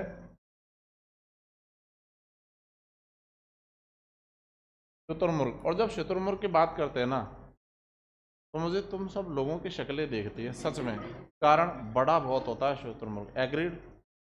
अच्छा, ये चीज़ तो मानोगे, मैंने पहले भी कहा है और मैं वापस दोहरा रहा हूँ, और एग्री करोगे मुझसे, ना मानो, लेकिन तुम्हें पता है कि वो एज है तुम लोगों की, खास तौर पे जो इसी कमरे में बैठे हुए हैं, शायद इसी कमरे में पैदा हुए थे। ठीक है, उनके बारे में बात कर रहा हूँ। लड़के इस टाइम है घर के रावण। वो अपने बाप की नहीं, किसी के बाप की नहीं सुनते, सुनते ही नहीं। तो उन्हें लगता है कि घर में वो जो व्यक्ति रह रहा है ना, जो मेरा खर्चा दे रहा है, ये आदमी ठीक नहीं है। ये आदमी कतई ठीक नहीं है, क्योंकि समझता नहीं है एक तो। लड़कियां हैं पापा की परियां इस उम्र में कि, तो मतलब दोनों चीज़ें चल रही है। लड़कों के ये है कि सरसों खेत में गिटार बज रहे हैं, और लड़कियां भी चाह रही हैं कि जा सिमरन जा, कह दो एक बार पापा, और पिताजी कह नहीं रहे कि जा सिमरन जा। ये बड़ी समस्या है। तो शुतुरमुर्ग को देखता हूँ तो तुम्हारी याद क्यों आती है? देखो, शुतुरमुर्ग की एक विशेषता होती है, समझ लो। विशेषता ये होती है कि जब शुतुरमुर्ग को खतरा दिखाई देता है ना, भाई मैंने अभी बोला दुनिया में सबसे तेज दौड़ने वाला पक्षी उड़ नहीं सकता, पंख होते हैं पर छोटे छोटे से होते हैं ऐसे। फड़फड़ा तो है, पर खुद भाई इतना बड़ा होता है कि वो बस फड़फड़ा के रह जाते हैं, वो टेक ऑफ कर ही नहीं पाता। तो दौड़ रहा है, फड़फड़ा रहा है, आज तक फड़फड़ा रहा है हजारों साल से इसमें कि कभी तो उड़ ही जाऊंगा। आज तक तो उड़ नहीं पाया, जब उड़ जाएगा तब देखा जाएगा। आज तो दुनिया का सबसे तेज दौड़ने वाला पक्षी है दुनिया में, ठीक है। लेकिन इसके साथ एक दिक्कत है, ये भूल जाता है इस चीज़ को खुद ही। कब? जैसे इसको मान दिखा शेर, और बहुत बड़ा होता है शुतुरमुर्ग, इंसान सवारी करते हैं, शुतुरमुर्गों की दौड़ होती है, इस पर इंसान बैठकर सवारी कर सकता है। इससे अंदाज़ा लगा लो कितना बड़ा होता होगा शुतुरमुर्ग। 8-9 फीट की हाइट तक हो सकता है, इंसानी हाइट से भी ज़्यादा हाइट रहती है, तो उछल के बैठना पड़ता है उस पर।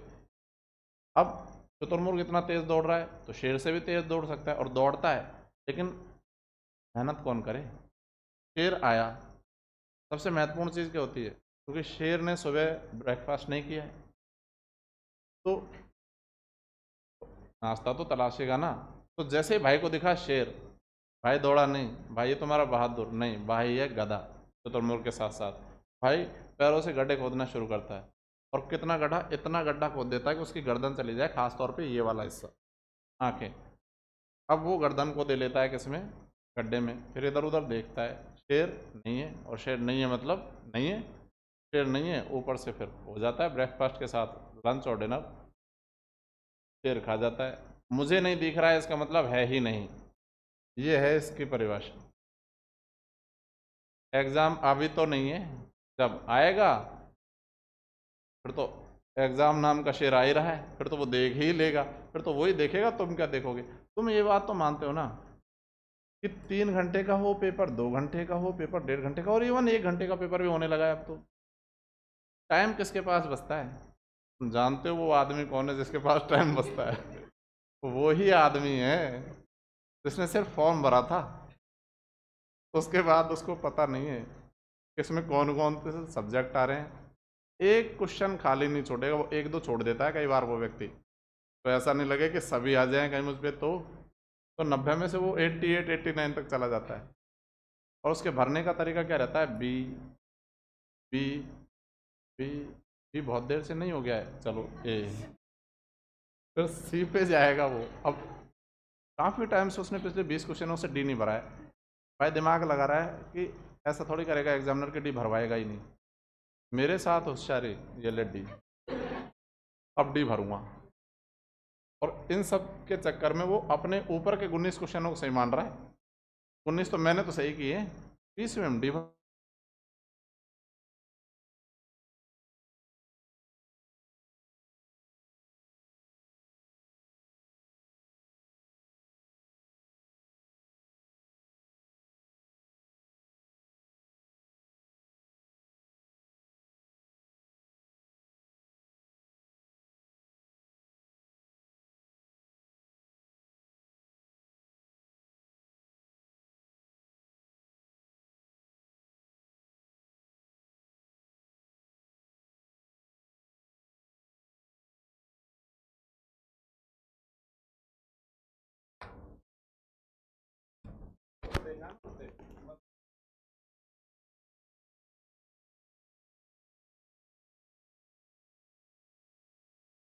और ने उड़ आज तक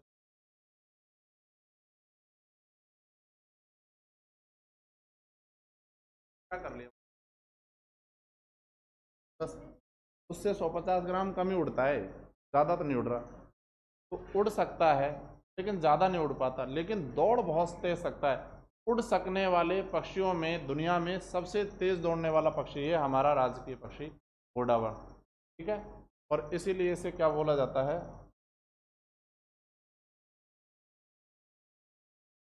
अब समझ में आ गया लॉजिक क्यों बोलते हैं इसको, बहुत तेज दौड़ता है और नहीं पकड़ में आता है किसी के जंगली जानवरों को, इसी वजह से इसका दूसरा नाम पड़ा क्या, घोरों का चीता, पहला सोनचिड़ी। तीसरा नाम इसका क्या है, इसे बोला जाता है, इसका नेचर कैसा होता है, बहुत शाय फील करता है, शर्मिला बहुत होता है, और शर्मिला इतना होता है कि इंसानी आबादी से दूर ही रहना पसंद करता है, इसलिए इसको नाम ही क्या दे दिया गया, शर्मिला पक्षी, ठीक है। तो ये कुछ एक इसके नाम हो जाते हैं। तो सबसे ज़्यादा कहाँ पर पाया जाता है, राष्ट्रीय मरुद्यान, मतलब ये मूल रूप से पाया जाता है कहाँ पर, थार के मरुस्थल में। आज की डेट में इनकी संख्या कितनी है, आज की डेट में इनकी संख्या बची ही नहीं है, पूरे राजस्थान में गिनती के कितने बचे हैं, सोचा था कि हमारा राजकीय पक्षी खत्म होने को है, इसीलिए इसको राजकीय पक्षी घोषित किया गया था कि उस टाइम इनकी संख्या 12 के आसपास रह गई थी, मतलब रेड डाटा बुक में आ गया था, लुप्तप्राय पक्षी था।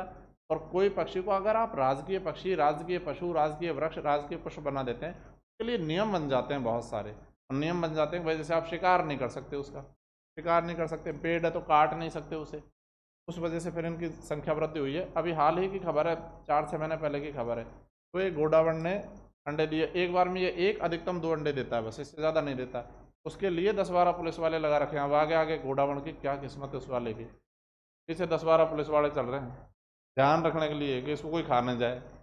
गोडावण भी चौड़ा होकर चलता होगा, लेवल देख रहे हो हमारा कि प्रोटेक्शन देख रहे हो, इतना तो एसपी को नहीं देते, उसको पता ही नहीं है कि लल्लू राम कब खर्च हो जाएगा, तो इस चक्कर में तेरे पीछे चल रहे हैं कोई खा ना जाए तुझे, क्योंकि राज के पक्षी है ये, 2 अंडे और साथ में तू, ये सारे के सारे बचा के रखना, ये वाला मामला है। तो गोडावण भी कहाँ पर मिलता है, मूल रूप से गोडावण भी थार के मरुस्थल में मिलता है, ये एक और विशेषता हो जाती है, हेडिंग डाल लो गोडावण।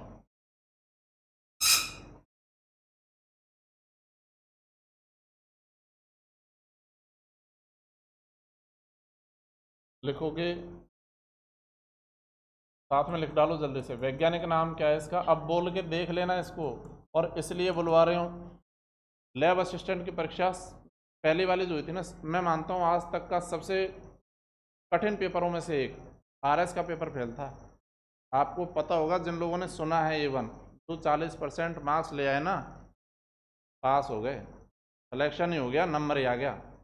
पास ही नहीं कर पाए लोग, 40% नंबर नहीं ला पाए जीके के पेपर में, जहाँ रीट में रिट में कट ऑफ चल जाती है कि भाई हमारी 70 जा रही है, 80 जा रही है, 90, 40 तो लिया, सीटें खाली गई थी, ये लेवल का पेपर आया था।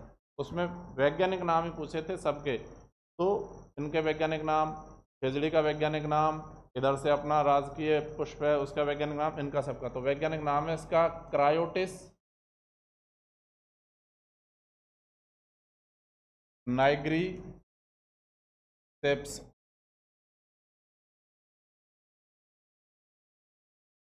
अन्य नाम क्या हो जाते हैं, घोरों का चीता। एक और इसका स्थानीय नाम है, वो बस बोला जाता है, वो वास्तव में बोला जाता है बाड़मेर जैसलमेर की नाम तरफ, इसका नाम है माल मोरनी, माल मोरनी। इसके अलावा अगला हो जाएगा कौन सा, शर्मिला पक्षी। इसके अलावा एक और नाम है इसका सोन चिड़ी।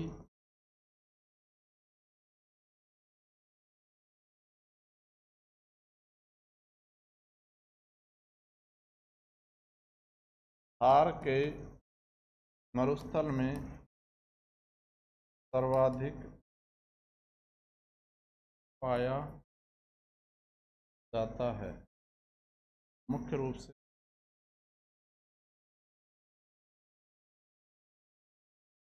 राष्ट्रीय मरुद्यान।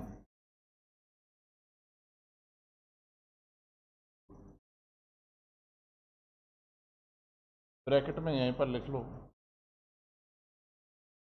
राजकीय पक्षी या राज्य पक्षी कब घोषित किया गया,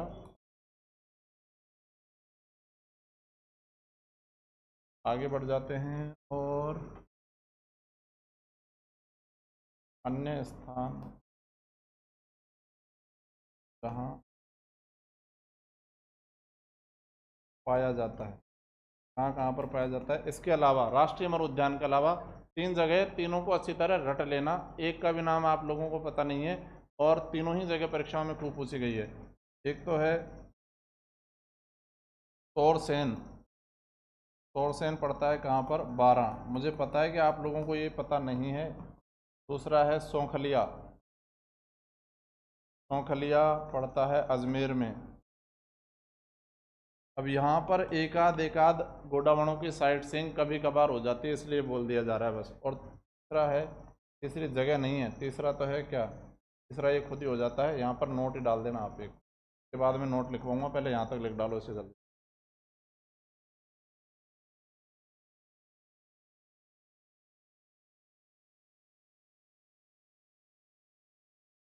भाई या तो तुम हो किसके जैसे, तुरमुर्ग जैसे, तो एक पक्षी और होते हैं, तो नाम सुना है कबूतर का।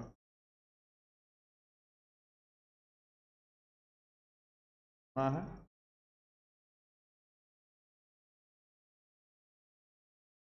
कबूतर जानते हो, कबूतर हूँ, कैसा होता है देखा है कभी?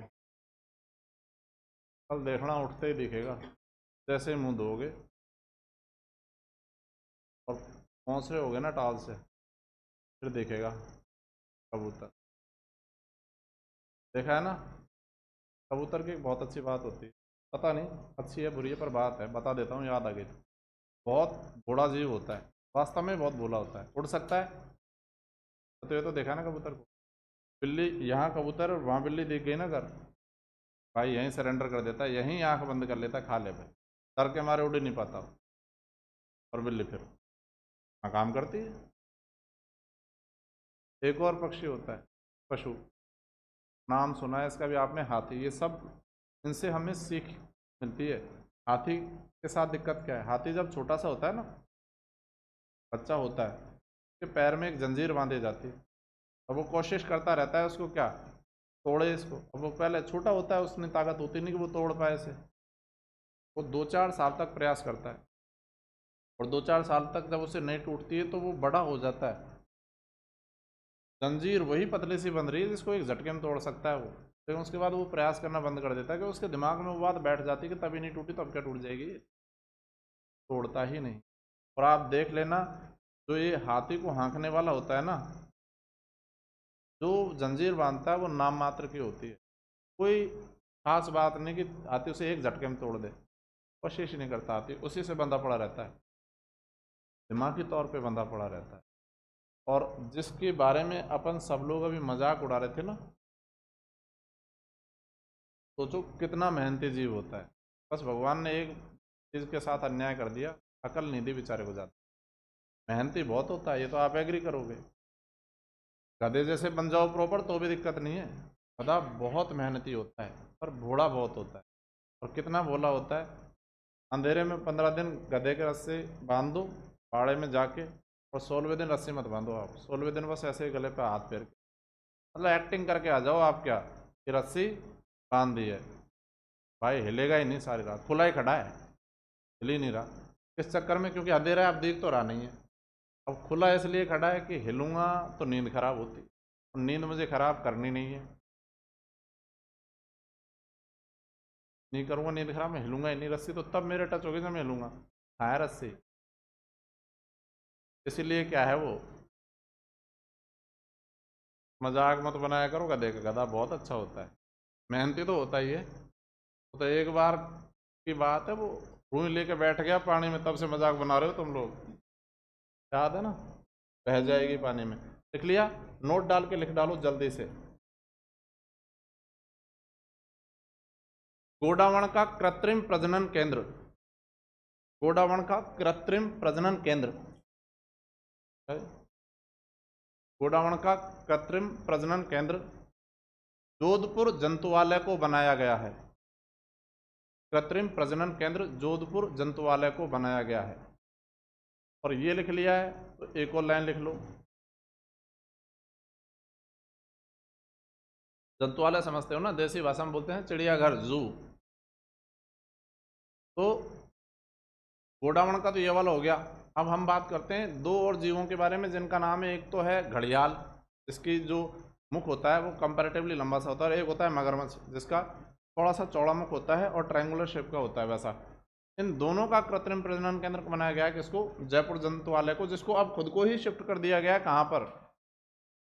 नाहरगढ़ बायोलॉजिकल पार्क का नाम सुना होगा आप लोगों ने, आप दिल्ली रोड पे जाते हो तो रास्ते में पड़ता है, ठीक है। तो जयपुर जंतुआलय को, जो राज्य का सबसे पुराना और सबसे बड़ा जंतुआलय पढ़ेंगे इसको हम, तो इसको घड़ियाल और मगरमच्छ का कृत्रिम प्रजनन केंद्र बनाया गया। देश का सबसे बड़ा घड़ियाल और मगरमच्छ प्रजनन केंद्र है ये कृत्रिम वाला, तो ये भी लिखोगे। जयपुर जंतुआलय को, जयपुर जंतुआलय को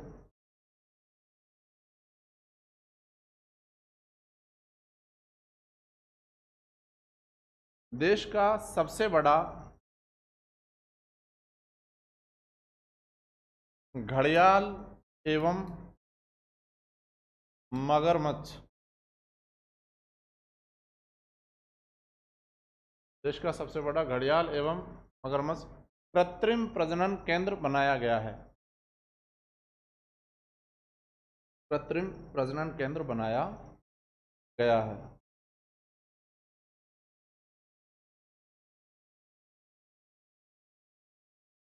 तो अभी तक मैंने आप लोगों को बहुत ज़्यादा कुछ बताया नहीं है,